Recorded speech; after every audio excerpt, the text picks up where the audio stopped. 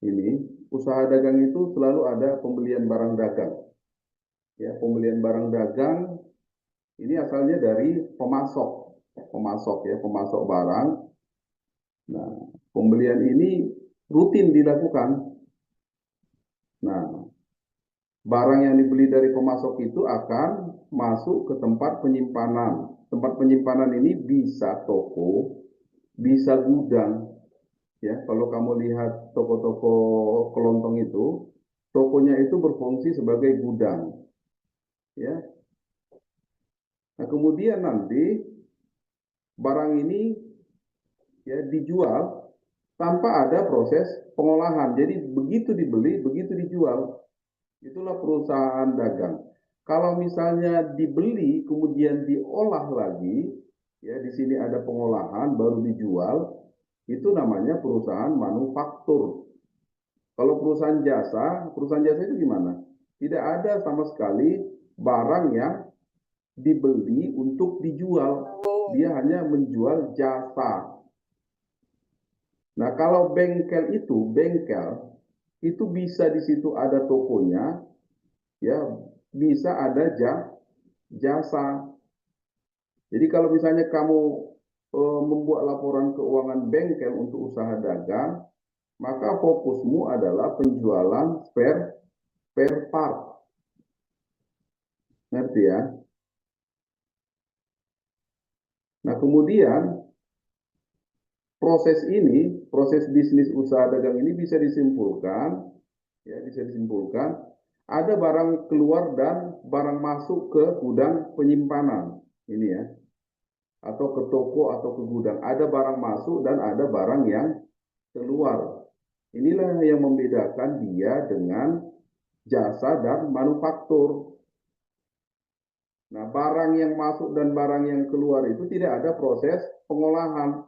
Begitu masuk, begitu juga keluar. Ya, begitu masuk, begitu keluar. Aliran barangnya, kalau kita perhatiin ya, aliran barangnya, ini gudangnya ya, atau tempat penyimpanan atau toko gitu ya, bisa juga toko, ini gudangnya. Kira-kira barang masuk barang masuk ke sini yang menambah barang di sini, sumbernya dari mana? Karena ada pembelian, iya, karena ada pengembalian. Udah kamu jual, ya dijual, ternyata barang yang nyampe itu tidak sesuai dengan pesanan. Jadi dikembalikan. Akhirnya kan dimasukkan lagi ke gudang ini ya. Ya enggak? Akhirnya barang di gudang itu bertambah. Nah, kenapa berkurang? Tentunya kebalikannya karena ada penjualan atau pembelian yang dikembalikan kepada pemasoknya karena nggak sesuai dengan yang kita pesan. Gitu. Nah, apabila pada akhir periode, misalnya akhir bulan atau akhir triwulan atau akhir tahun, kan nggak semua ini. Kalau masih ada barang yang di sini, barang yang tinggal di gudang, itu disebut sebagai sediaan. Ingat tadi ya, bukan persediaan, ya, sediaan barang dagang. Jadi saya akan menggunakan istilah sediaan. Ada yang bisa lihat di kamus sediaan itu apa? Ini gimana mindainya ini ya, supaya jangan menutupi. Oh ini bisa. Ya, barang tersisa di akhir periode di toko ini atau di gudang ini itu disebut sediaan barang dagang. Nah ini contoh kasus. Berapa unit barang yang tersedia di gudang untuk dijual? Ya, nah kita hitunglah. Nah, apa yang disebut barang siap dijual? Kan berarti 10 tambah 25 tambah 50 karena ada dikembalikan, maka itu tidak siap untuk dijual. Oke, bisa dipahami itu ya. Nomor 2. Apabila seluruh barang dibeli 45.000, ini pakai unit, Berapakah total pembelian dan retur pembelian? Berapa total pembeliannya, berapa retur pembelian? Ini ya, ini tadi ya penjumlahannya. Ini tadi pembelian ya, returnya 225. Ini hasil pengurangan barang masuk dan barang keluar ini, inilah yang disebut dengan pembelian neto atau net. Kalau kamu biasa dengan berbahasa Inggris, ini net purchase. Jadi pembelian netonya itu 3.600.000 itu pembelian. Inilah pembelian, ini returnya. Jadi ini biasa ini dikurangi, ini 3.600.000. Apabila barang dijual 65.000 per unit. Nah, ini berapakah total penjualan dan retur penjualan? Berapa total penjualannya? 45 kali 6. 65.000. 45 kali 65, Pak. Berapa itu? 2.925.000. Berapa total penjualan dan retur? Oke, total penjualan udah. Returnya berapa? 395.000. 3 dikali 65.000. 65.000 ya. 3 kali 65.000. Oke. Nah, pertanyaan kelima. Berapa jumlah sediaan akhir? Oke. Nah, sekarang berapa yang sisa di gudang ya? Tadi pembeliannya berapa unit? Ya, berarti barang siap untuk dijual, masih dikurang itu dalam kurung. Oke. Nah, berarti 80 kurang 45 tambah 3 unit, inilah artinya yang 38 unit ini berapa rupiah ini ya?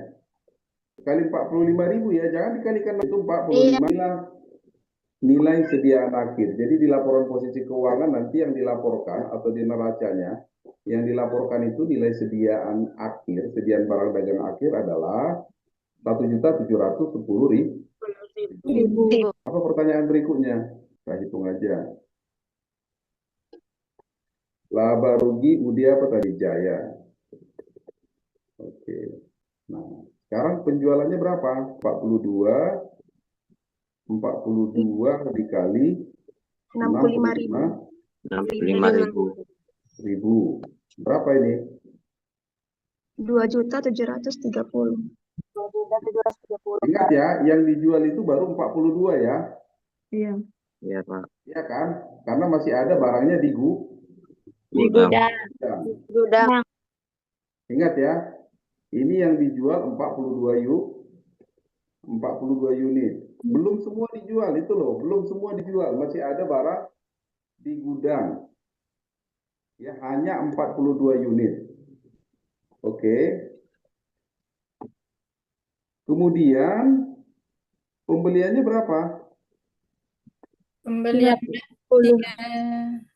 Berapa tadi pembeliannya? 80, Pak. 8, itu kan neto ya. 80. Yang brutonya Pembeliannya inilah Pak, yang 3.600.000. berapa tadi? 3.600.000. 45.000 ya? 45.000. 3.800.000. 3.825. Oke, dikurangi dengan retur Pembelian unit. berapa itu? 225.000. 5 kali Kali 45.000. 45.000. Iya kan, dikurangi. Nah, ini juga penjualannya ada juga tadi retur kan? Iya Pak. Berarti penjualannya nggak murni segitu kan gitu ya? Karena ada retur Returnya. Penjualan. penjualan berapa? 3 kali 45.000. Iya, berarti kan ini harus dikurangi dari penjualan, benar nggak? Benar, Pak. Benar Pak. Sepakat nggak? Harus dikurangi. Iyalah, namanya juga Iya, dikembalikan. Kok kamu hitung 3 kali 65.000. Iya, berarti neto yang dijual itu berapa jadinya? Berapa netonya?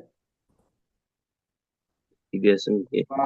Kasarnya yang bersihnya berapa? yang dijual. 39 unit. Izin koreksi Pak, untuk penjualan yang Bapak buat itu Bapak tadi buat 42 dikali 65.000 Pak, sudah dikurangi 3. Oh, Yang ini penjualan, dikali 3. Seharusnya Yang berapa? penjualannya ya.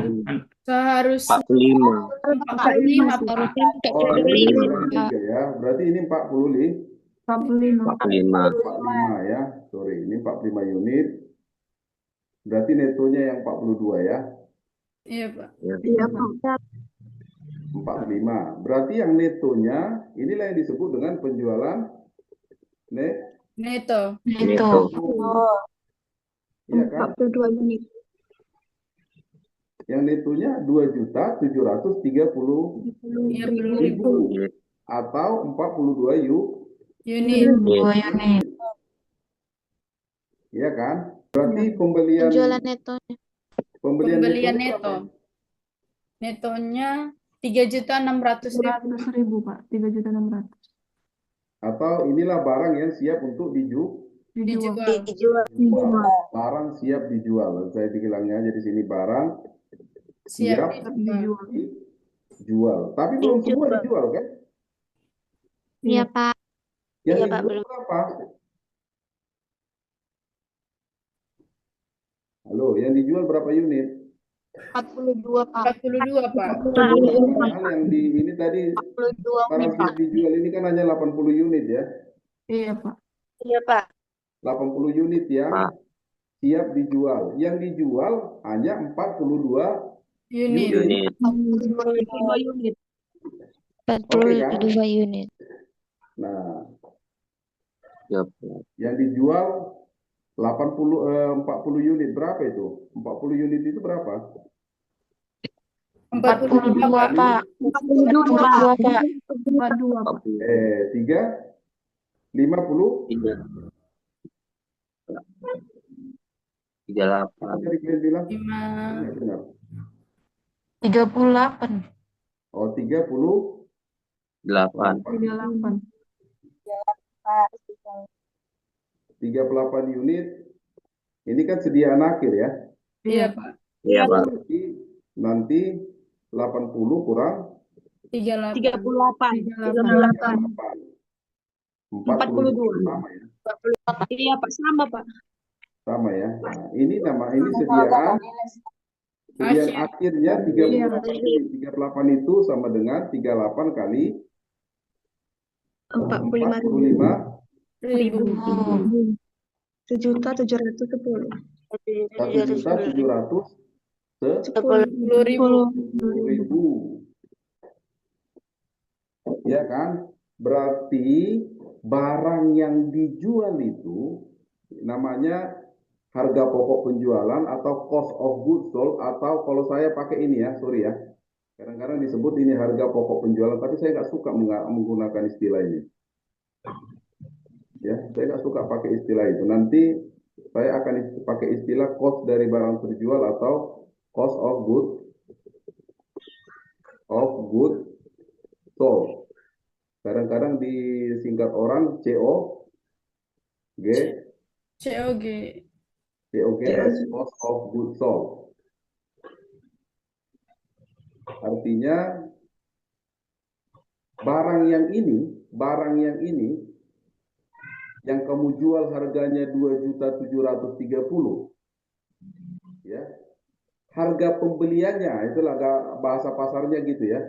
Harga pembeliannya hanya sebesar berapa? 1.890, Pak. Untung nggak? Untung, Pak. 840. Untung dia. Ini data penjualannya, ya. Ya. Jadi secara neto dijual 42 unit. Oke. Nah sekarang 42 unit ini mau kita tanya berapa harga menurut harga beli? Berapa nilainya ini menurut harga beli? Berarti menurut harga 45.000. Nah cara menghitungnya begini. Pembelian dikurang retur pembelian itu namanya barang siap dijual.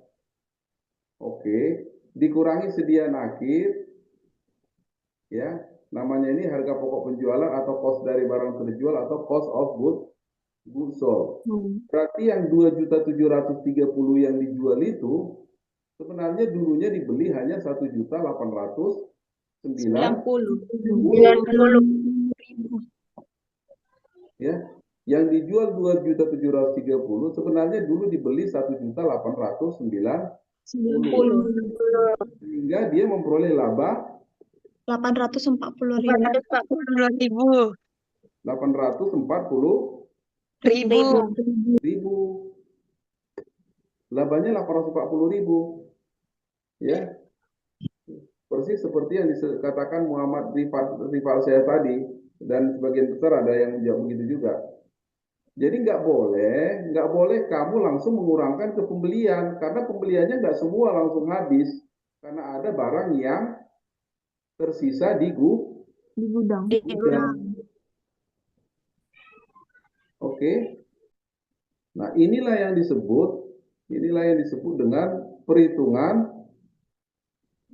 harga pokok penjualan. Ini khas di perusahaan dagang ya. Khas di perusahaan dagang. Perhitungan harga pokok penjualan ini masih sederhana. Ya, nanti makin ke sana kita bikin yang lebih rumit dia.